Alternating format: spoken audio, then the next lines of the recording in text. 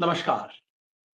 एक देश एक चुनाव, वन नेशन वन इलेक्शन, जिसकी चर्चा इतने समय से चल रही थी देश में, आखिरकार वो आज लोकसभा में इंट्रोड्यूस हो गया। अभी हुआ कुछ नहीं है, अभी केवल विधेयक लोकसभा में इंट्रोड्यूस हुआ है। बहुत कुछ बाद में होगा।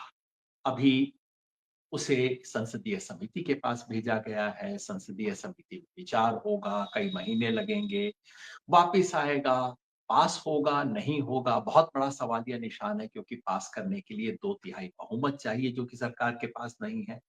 लेकिन फिर भी बहुत बड़ा प्रस्ताव है, और अभी आने वाले कुछ मिनटों में मैं आपको बताऊंगा ये प्रस्ताव है क्या, इससे क्या फ़र्क पड़ेगा, इसके क्या-क्या झूठ है।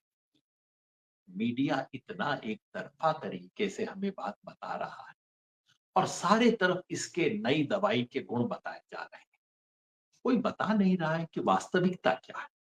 तो वन नेशन वन इलेक्शन के 10 झूठ आपके सामने पेश करूंगा, क्योंकि दवाई देना इस देश का नया शगुफा है। प्रधानमंत्री को इसका शौक है। पहले वो दवाई देखते हैं, कहते हैं हाँ दवाई तो अच्छी है, फिर किसी को कहते हैं जरा देखो तो किस बीमारी के लिए इस्तेमाल हो सकती है। फिर वो ढूंढता है ये बीमारी भी लग सकती है, इस बीमारी के लिए भी इस्तेमाल हो सकता है। याद है आपको? डीमोनेटाइजेशन यही हुआ था।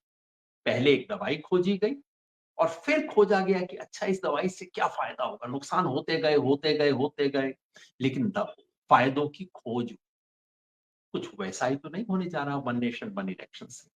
तो देखते हैं इसकी 10 बड़ी भ्रांतियाँ या झूठ जो हमें पेश किए जा रहे हैं, और उसका सच। पहली भ्रांति, पहला झूठ जो हमें पेश किया जाता है, वो ये है कि भाई कोई बड़ी बात थोड़ी है। ये तो चुनावी कैलेंडर देश का गड़बड़ाया हुआ था। उसको दुरुस्त करने का एक प्रशासनिक सुधार है, एक एडमिनिस्ट्रेटिव चेंज है। इस देश का चुनावी कैलेंडर, कभी कहीं चुनाव हो रहा है, कभी कहीं चुनाव हो रहा है। इसको रीऑर्डर करने की ज़रूरत है। बस यही तो है, और क्या है? जी नहीं, ये कोई एडमिनिस्ट्रेटिव रिफॉर्म नहीं है। ये इस देश के संवैधानिक ढांचे में परिवर्तन है। इसीलिए आज जो लोकसभा में बिल पेश हुआ है, वो कोई कानून का बिल नहीं है। वो देश के संविधान में संशोधन का प्रस्ताव है। 129वां संविधान संशोधन बिल इसका नाम है। क्यों करना पड़ रहा है अगर छोटा-सा एडमिनिस्ट्रेटिव रिफॉर्म? करना इसलिए पड़ रहा है कि इसका नतीजा ये होगा कि लोकसभा और विधानसभा दोनों का कार्यकाल बदलेगा। जो कुछ इस देश में पिछले 75 साल से एक पद्धति चली आ रही थी कि आप किसी लोकसभा को चुनते हैं, 5 साल तक वो रहती है राज में, अगर उनकी मेजॉरिटी बनी रहती है। जब समय होता है विधानसभा को चुनते हैं, वो 5 साल चलती है। वो सारा कैलेंडर इससे बदल जाएगा। तो अच्छा है, बुरा है, इस पे हम चर्चा करेंगे। लेकिन बहुत बुनियादी बदलाव है, इससे कोई इनकार नहीं कर सकता। ये कोई छोटा-सा चुनाव का कैलेंडर बदलने का प्रशासनिक सुधार नहीं। और अगर सिर्फ वो चाहिए होता, तो चुनाव आयोग के पास आज भी इसकी परमिशन है। चुनाव आयोग चाहे तो कोई भी चुनाव अपने नियत समय से 6 महीना पहले कर सकता है। यानी कि अगर चुनाव आयोग चाहता तो दिल्ली का चुनाव महाराष्ट्र और झारखंड के साथ करवा सकता था। दिल्ली गवर्नमेंट से पूछने की भी कोई ज़रूरत नहीं है, और हरियाणा और झारखंड और महाराष्ट्र का चुनाव तो एक साथ करवा ही सकता था। ये छोटा सुधार नहीं है। ये अब बीजेपी वाले भी मानते हैं, जबकि वो कह रहे हैं इससे देश का इतना बड़ा कल्याण होगा, तो भाई छोटा तो नहीं है। पहली बात। दूसरा झूठ, कि पिछले 20 पहले देश की आजादी के पहले 20 साल वाले सामान्य चक्र को दोबारा स्थापित किया जा रहा है। कोई इसमें असामान्य बात है ही नहीं। कुछ असामान्य हो गया था, उसको दोबारा सुधारा जा रहा है, और कुछ नहीं। तर्क क्या है? कि देखिए 1952 में जब इस देश में चुनाव होने शुरू हुए संविधान के बाद से, तो हर 5 साल बाद लोकसभा और विधानसभा का चुनाव एक साथ करने की परंपरा थी। ये परंपरा किसी वजह से 1970 के करीब आके टूट गई, और वो जो गड़बड़ी हो गई उसको हम सुधार। सुनने में बड़ी ठीक लगती है बात। ये बात गलत भी है और झूठ भी। झूठ इसलिए कि ये कहना सच नहीं है कि 1967 या 70 से पहले इस देश में सभी विधानसभा और लोकसभा का चुनाव एक साथ होता था। ये बात केरला के बारे में सच नहीं है। केरला में पहली बार 1960 में ये परंपरा टूट गई थी। केरला का चुनाव 57 और 62 में नहीं हुआ, केरला में 1960 में चुनाव करवाना हुआ। ये परंपरा उड़ीसा में टूट चुकी थी। उड़ीसा के अंदर 1961 में चुनाव करवाना पड़ा। पेप्सू में और पंजाब के दूसरे हिस्सों में तो उससे पहले ही टूट चुकी थी। तो ये कहना कि इस देश में संविधान ने एक सिस्टम निकाला था, वो सिस्टम किसी वजह से टूट गया, ये बात पहली बात तो ये हिस्टोरिकली गलत। दूसरी ये बात तर्क की दृष्टि से गलत है कि संविधान ने ऐसी कोई प्रथा, परंपरा, नियम नहीं बनाया था कि लोकसभा और विधानसभा का चुनाव एक साथ होना चाहिए। वो केवल संयोग था कि जब 52 में सारा कुछ चुनाव शुरू हुए, तो पहले चुनाव एक साथ करवाए गए। संविधान की स्पष्ट व्यवस्था थी, और ये केवल भारत के संविधान की नहीं, दुनिया में जहां-जहां पार्लियामेंट्री सिस्टम है, जैसे कि ब्रिटेन में है, जैसे कुछ तो और देशों में दुनिया में है, उसका सिंपल नियम ये होता है कि सरकार 5 साल तक राज करती है, लेकिन जिस दिन सरकार की मेजॉरिटी चली जाती है, उस दिन उसको इस्तीफा देना पड़ता है, चाहे वो 1 साल के बाद हो, 4 साल के बाद हो, नया चुनाव होता है। और ये हमारे संविधान निर्माताओं को पता था, जिसका मतलब है कि ये संविधान निर्माताओं के मन में ऐसा कोई विचार नहीं था कि लोकसभा के और सारी विधानसभाओं के चुनाव एक साथ होंगे, ना जी, ऐसी कोई व्यवस्था का प्रावधान नहीं था। उनके मन में केवल ये था कि शुरुआती एक साथ होगा, बाद में जैसे-जैसे उसका साइकिल बनता जाएगा, चेंज होता जाएगा। तो देश में 1967 और 70 के बाद जो हुआ, यानी कि लोकसभा का साइकिल अलग हो गया, विधानसभाओं का साइकिल अलग हो गया, इसमें कुछ भी एबनॉर्मल नहीं है। संविधान निर्माता ये जानते थे, और ये किसी भी पार्लियामेंट्री सिस्टम की एक स्वाभाविक परिणति है, जहां 2 टियर ऑफ गवर्नेंस होगा, जहां नेशनल पार्लियामेंट होगी और स्टेट प्रोविंशियल पार्लियामेंट होगी, वहां ये स्वाभाविक है, इसमें कुछ भी अस्वाभाविक नहीं। तीसरा झूठ, कि साहब ये तो एक सर्वमान्य प्रस्ताव है, पहले से इस पे कई बार चर्चा हो चुकी है, सब लोग इसको मानते हैं, इस पे एक सहमति बनी। सरासर झूठ है, कोई सहमति नहीं बनी। ये प्रस्ताव 3-4 बार 1990 के बाद 2-3 कमेटियों में आ चुका है। बार-बार ये प्रस्ताव आया है, हर बार इसका विरोध हुआ है। जब रामनाथ कोविंद जी की कमेटी बनी, उस कमेटी ने देश की पार्टियों से पूछा, 15 पॉलिटिकल पार्टियों ने, देश की 15 बड़ी पार्टियों ने, जो कि स्वाभाविक इंडिया कोalition की ज्यादातर पार्टियां, जिसमें मेरे ख्याल से बीएसपी भी शामिल थी, चेक करूंगा, इन तमाम 15 पार्टियों ने लिखकर इसका विरोध किया। और जैसा कि आज स्पष्ट है, आज जब लोकसभा में उसे इंट्रोड्यूस किया, तो कोई 198 एमपी ने इसका इंट्रोडक्शन का विरोध किया। बिल को तो समर्थन, विरोध तो बाद में आएगा। उन्होंने कहा कि ऐसे बिल को लोकसभा में कंसिडर ही नहीं किया जाना चाहिए। तो और कुछ भी है, सर्वानुमति तो नहीं। ये तो बिल्कुल स्पष्ट है। चौथा झूठ, पूर्व राष्ट्रपति की हाई लेवल कमेटी ने पूरी तरह जांच करके इसकी सिफारिश की है। हमें बताया जा रहा है कि भाई देखो, कोई हल्की वाली बात नहीं है, कोई अचानक किसी का शगुफा नहीं है, एक बहुत बड़ी कमेटी बनी, राष्ट्रपति कोविंद के नेतृत्व में कमेटी बनी, पूर्व राष्ट्रपति के नेतृत्व में, जिसने सब इसकी अच्छाई बुराई सबकी जांच की है, और जांच करने के बाद कमेटी इस निष्कर्ष पे पहुंची है कि ये सही प्रस्ताव था, इससे देश का फायदा होगा। सच बात बताओ कि जब रामनाथ कोविंद जी की जो कमेटी बनी, जिसमें कई लोग हैं, कैसे हैं, क्या है, खैर, 2 बात। पहला, इस कमेटी में केवल वही लोग लिए गए जो कि पहले से लिखकर राय दे चुके थे कि ये प्रस्ताव अच्छा है। तो वन नेशन वन इलेक्शन के समर्थन में घोषित जो व्यक्ति थे, केवल वही इस कमेटी में थे। दूसरी मजे की बात ये है कि कमेटी को दरअसल, जो कमेटी के टर्म्स ऑफ रेफरेंस होते हैं, यानी कि कमेटी को शुरू में बताया जाता है कि आपने क्या काम करना है, कमेटी को ये कहा ही नहीं गया कि ये प्रस्ताव अच्छा है कि बुरा है। कमेटी को केवल कहा गया कि इसकी अच्छाइयां आप ढूंढ के निकालें। इसमें कोई ये बात कि ये प्रस्ताव होना चाहिए या नहीं होना चाहिए, ये तो रामनाथ कोविंद कमेटी के परव्यू में ही नहीं था। टर्म्स ऑफ रेफरेंस ही ये थे कि इसका आप डिटेल, ये बात तो सही है, होनी चाहिए, आप इसकी डिटेल ज़रा तय कर दीजिए। बैठ के कमेटी ने फिर ढूँढी इसकी अच्छाइयाँ, किसी को भी आप कहिए इसकी अच्छाइयाँ ढूँढिए, जैसा मैंने कहा डिमोनेटाइज़ेशन की अच्छाइयाँ ढूँढिए, ढूँढी जाती है, वो सब होता है। तो कमेटी ने तर्क दिए हैं, उन तर्कों के ऊपर मैं आऊँगा, चर्चा करूँगा। लेकिन ये कहना कि किसी एक स्वतंत्र निष्पक्ष कमेटी ने खुले मन से जाँच करके ये पाया है कि ये अच्छा है, ये बात झूठ है। 5वीं बात कि इससे चुनाव पे सरकार का खर्च बहुत घट जाएगा। अब ये बात लोगों को अपील करती है कि हाँ भाई देखो बार-बार चुनाव होते हैं, इससे चुनाव कम हो जाएँगे, खर्च घट जाएगा। और जब आपको बताया जाता है कि इतने 100 करोड़ रुपया, इतने हज़ार करोड़ रुपया, तो किसी भी साधारण व्यक्ति को लगता है, हाँ यार, देख इतने हज़ार करोड़ रुपया तो बच जाएँगे, अच्छी बात नहीं है क्या? इन्हीं चीज़ों से हम चकमा खा जाते हैं, इसलिए मैं चाहता हूँ कि आप ध्यान से इस बात को समझें।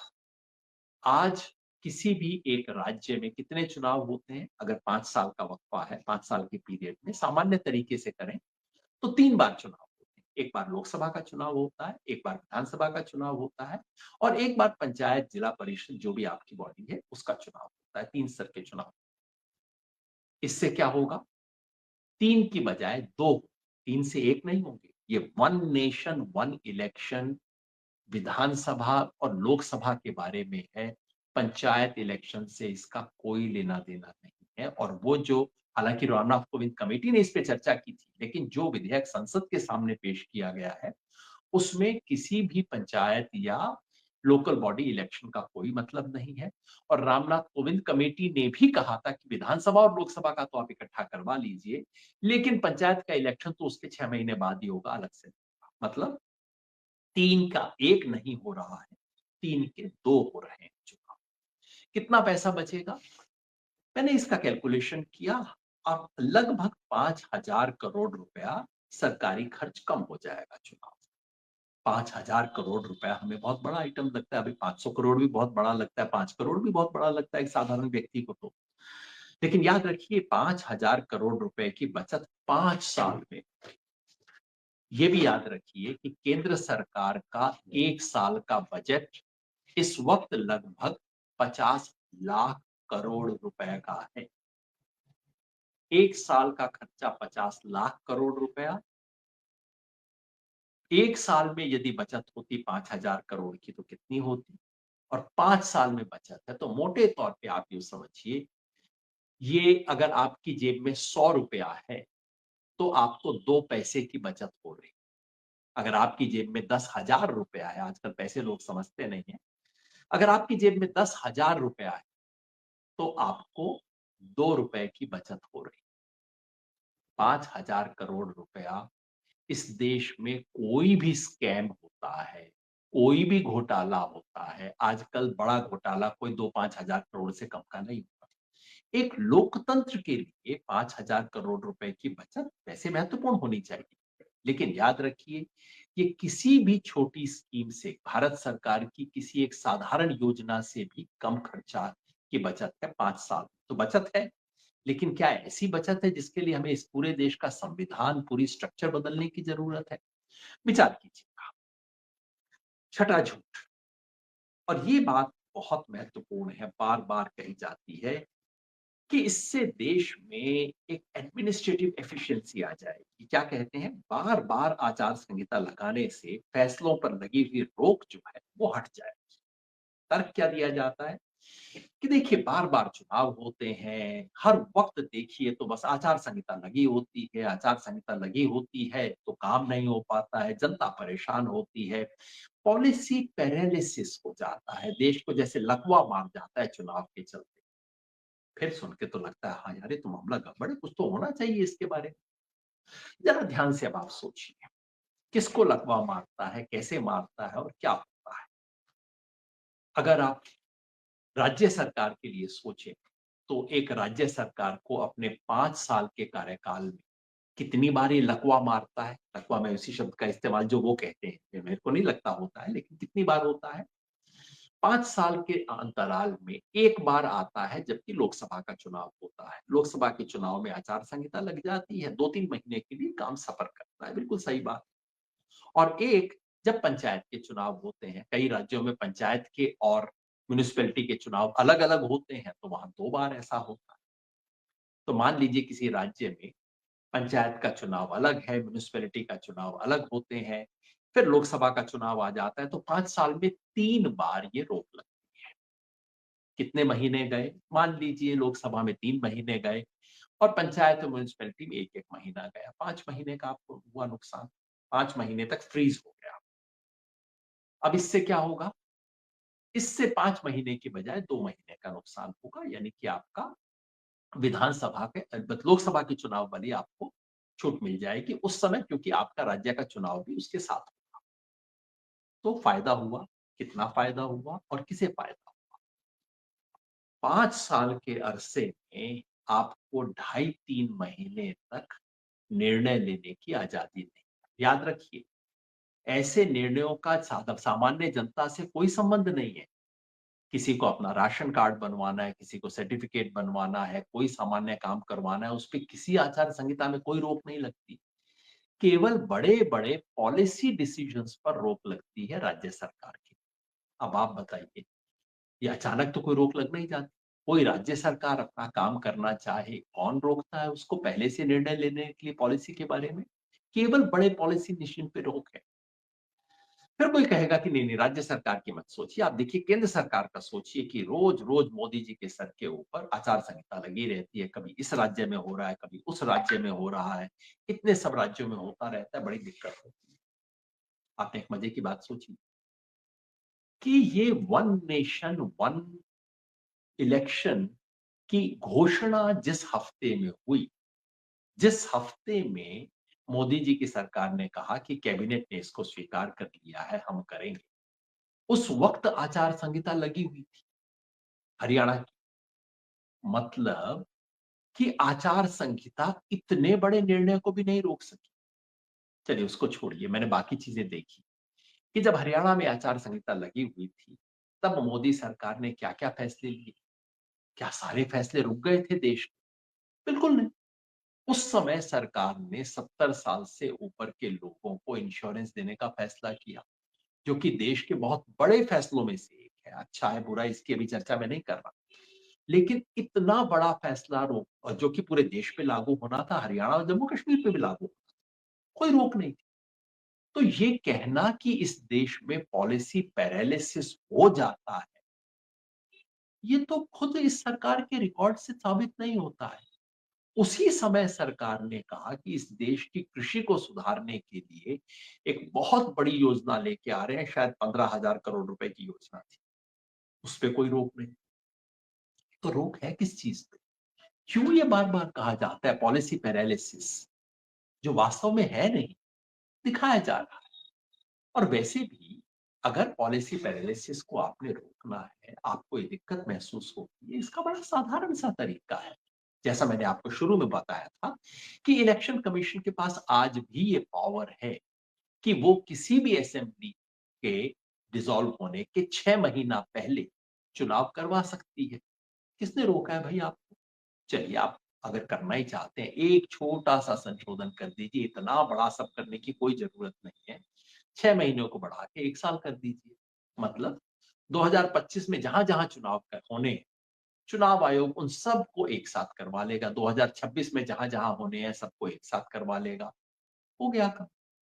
इतने बड़े सब की क्या ज़रूरत है? तो पॉलिसी पैरालिसिस की बात सच नहीं। 7वाँ झूठ, देश में आर्थिक विकास की दर बढ़ जाए। आप मुझसे पूछेंगे भाई ये कहा किसने है?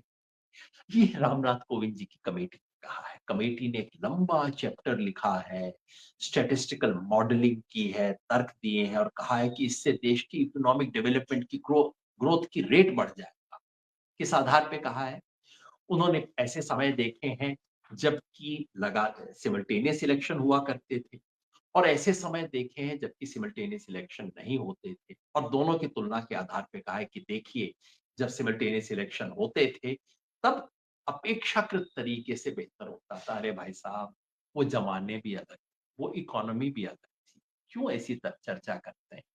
ये कहना कि इससे देश की आर्थिक विकास की दर बढ़ जाएगी, बेतुकी बात है।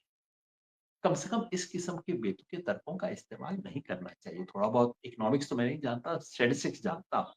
जिस तरह के निष्कर्ष निकाले, उसका कोई आधार नहीं है। बस कह दिया। हाँ, इसमें एक और आधार है जो आखिर में मैं आऊँगा, जिसके बारे में कि खेल क्या है?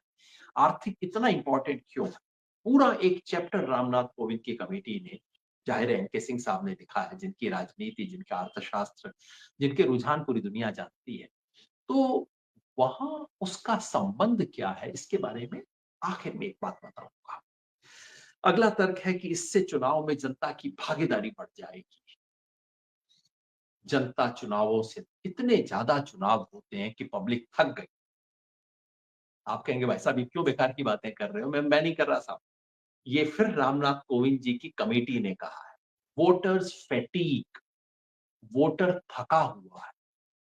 मैं आपसे पूछता हूँ, आपको कोई वोटर आज तक मिला है जिसने कहा हो कि भाई इतने चुनाव हो रहे हैं कि मैं थक गया हूँ वोट डाल डाल के, बस अब तो मैं और वोट नहीं दूंगा? कोई नहीं। माने जहां बीमारी है नहीं, उसका इलाज कर रहे हैं। जैसा मैंने कहा, गोली हाथ में लेके ढूंढ रहे हैं कि भाई कौन सी बीमारी मिलेगी। बड़े अजीब अजीब तर्क दिए कमेटी ने। कमेटी ने ये भी कहा है कि इससे युवा लोगों का पार्टिसिपेशन बढ़ जाएगा। क्यों? क्योंकि जब सिमल्टेनियस इलेक्शन होंगे, तो वही व्यक्ति एमएलए और एमपी दोनों के लिए नहीं लड़ पाएगा। और अगर वो व्यक्ति नहीं लड़ पाएगा तो कुछ स्लॉट खाली हो जाएंगे। खाली हो जाएंगे तो उसमें युवा लोग आएंगे। कहा, क्या तर्क है? पहली बात, क्यों नहीं लड़ेगा? दूसरा, अगर खाली हो जाएगा तो क्यों कोई पार्टी युवा को देगी टिकट? क्या इसका तर्क है? नहीं साहब, युवाओं को इससे फायदा होगा। जैसे मैंने बताया ना, इंजेक्शन हाथ में और ढूंढ रहे हैं कि क्या बीमारी है, क्या बीमारी है, किस बीमारी पे लगाओ। ये भी तर्क देते हैं कि ऐसा होने से हेट स्पीच कम हो जाएगा। ये बिल्कुल रामनाथ कोविंद कमेटी के अंदर लिखा हुआ है कि सिमल्टेनियस इलेक्शन होने से ये जो नफरत की स्पीचेस होती हैं, खैर कमेटी ने ये नहीं कहा कि नफरत की स्पीच देता कौन, कहते तो बड़ा मजा आता। कहा कि देखिए चुनाव नहीं होंगे, चुनाव बार-बार होते हैं तो देश में बड़ी नफरत फैलती है। कमेटी कह रही है, बस एक बार 1 साल में 5 साल में एक बार टंटा हो जाएगा, जितनी मार-काट नफरत एक बार में हो जाएगी, देश में नफरत कम हो जाएगी। सोचिए किस-किस तरह के तर्क दे रहे हैं। नौवां झूठ, और ये बात में आपसे कहा जाता है कि देखिए, अगर कोई फायदा नहीं है तो भाई इसका नुकसान भी तो नहीं है ना योगेन जी, क्यों आप इसका विरोध कर रहे हैं? ठीक है, एक सिस्टम है, एक सिस्टम बना था, सिस्टम को बदला जा रहा है, बुनियादी बदलाव है, बदलाव तो होना ही चाहिए देश के अंदर, बदलाव से देश बेहतर बनता है। नुकसान क्या है? नुकसान मैं आपको बताता हूँ। हम दरअसल समझते नहीं है, सिर्फ ये हो जाता है 5 साल के बाद चुनाव होंगे, हाँ साहब एक बार होगा बहुत अच्छा होगा। अब आप जरा ध्यान से समझिए कि इसका मतलब क्या है। मान लीजिए ये व्यवस्था आज से शुरू हो जाती है, वैसे होगी नहीं, पर मान लीजिए कि हो जाती है। 2027 में उत्तर प्रदेश में चुनाव होते हैं, 2026 25 में बिहार में चुनाव होने हैं, 2026 में समझिए बंगाल में, तमिलनाडु में, केरला में चुनाव, आज की स्थिति है। अब इसका मतलब क्या होगा? पहला तो इसका मतलब ये होगा कि बंगाल में जो दो और लोकसभा का चुनाव 2024 में हुआ है, अब यदि सरकार चलती रहती है तो 2029 तक चलेगी। अब इसका मतलब क्या होगा? मतलब ये होगा कि बिहार की जो विधानसभा 2025 में चुनी जानी है, जो 2030 तक चलेगी, उसकी अवधि घटा के 2029 कर दी जाएगी। जो उत्तर प्रदेश की विधानसभा 2027 में चुनी जाएगी, जो कि 32 तक चलनी चाहिए थी, उसकी अवधि भी घटा के 2029 तक कर दी जाएगी। वन नेशन वन इलेक्शन, सबको काट पीट के 2029 में चुनाव करवाया जाएगा। कोई असेंबली 5 साल की, कोई असेंबली 4 साल की, कोई असेंबली 3 साल की, कोई असेंबली 1 साल की। याद रखिए, राजस्थान, मध्य प्रदेश वगैरह में तो 6 महीना पहले इलेक्शन होना पहला। पर आप कहेंगे चलिए ये तो एक बार की समस्या है, बाद में तो नहीं होगी। बाद में भी होगी। बाद में क्या होगा? अगर कोई असेंबली, अब मान लीजिए कि 2029 में पूरे देश में एक बार चुनाव करवा दिया गया। ठीक है साहब, चुनाव हो गया। अब समझिए 2032 में, 33 में उत्तर प्रदेश में सरकार गिर जाती है। क्योंकि अगर विधानसभा में मेजॉरिटी नहीं है तो सरकार तो गिरेगी। गिरेगी तो आप क्या करेंगे? ये तो नहीं कह सकते कि सरकार की मेजॉरिटी नहीं है लेकिन 5 साल राज करो। तो अब एक व्यवस्था इस बिल में ये है कि अगर 2033 में उत्तर प्रदेश में सरकार गिर जाए, चुनाव होने हैं पूरे देश में 2034 में, तो उत्तर प्रदेश में 2033 में चुनाव करवाए जाएंगे और वो जो असेंबली बनेगी वो केवल 1 साल काम करेगी। 1 साल की सरकार, चुनाव होंगे केवल 1 साल के लिए। अभी हम बात कर रहे हैं कि देश का खर्चा कम हो जाएगा। अब आप ये सोचिए पूरे उत्तर प्रदेश में चुनाव होंगे 1 साल के लिए। ये बात किसी भी राज्य पे लागू हो सकती है। जहां भी सरकार गिरी, नियम तो तय है कि भई अगला चुनाव तो आपका 34 में होना ही होना। इसका मतलब है कि आपके पास 6 महीने बचे हो, 1 साल बचा हो, 1.5 साल, 2 साल, 3 साल। अब आपकी असेंबली सिर्फ इतने साल ही चलेगी क्योंकि लोकसभा चुनाव 2034 में होना है। अच्छा, अब ये सोचिए मान लीजिए लोकसभा का ही चुनाव मध्यावधि करवाना पड़े, सरकार गिर जाए, ऐसा होता रहा है। अटल बिहारी वाजपेयी की सरकार गिरी, देवेगौड़ा की सरकार गिरी। सामान्य बात है इस देश के अंदर सरकारें बनती हैं, गिरती हैं।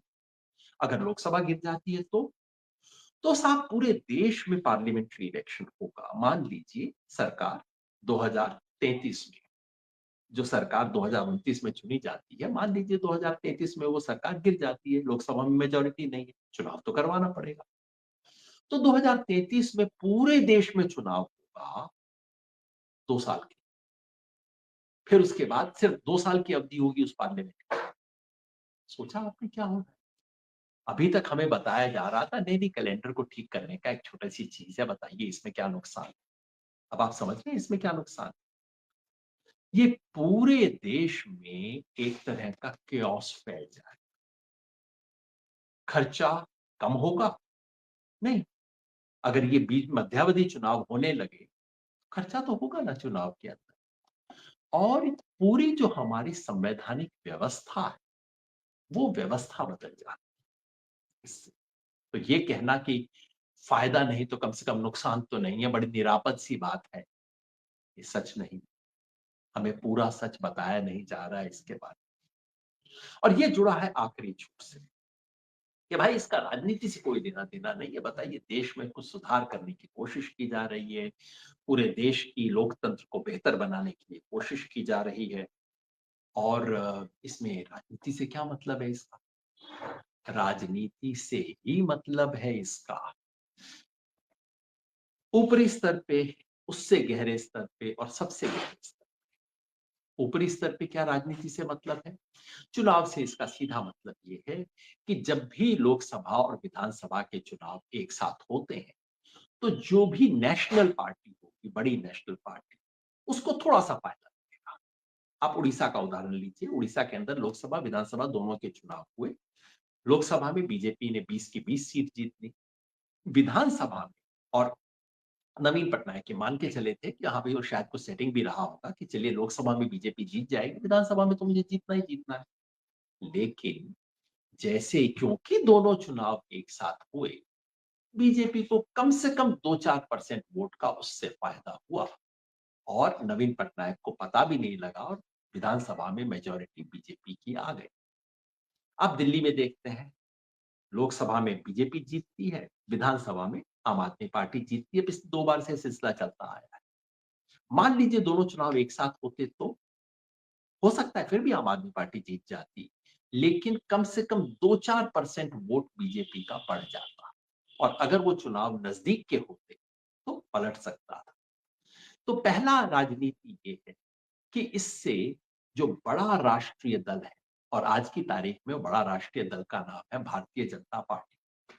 तो लोकसभा चुनाव और विधानसभा चुनाव एक साथ करने से बीजेपी को हर विधानसभा चुनाव में थोड़ा-सा एक्स्ट्रा पुश मिलेगा।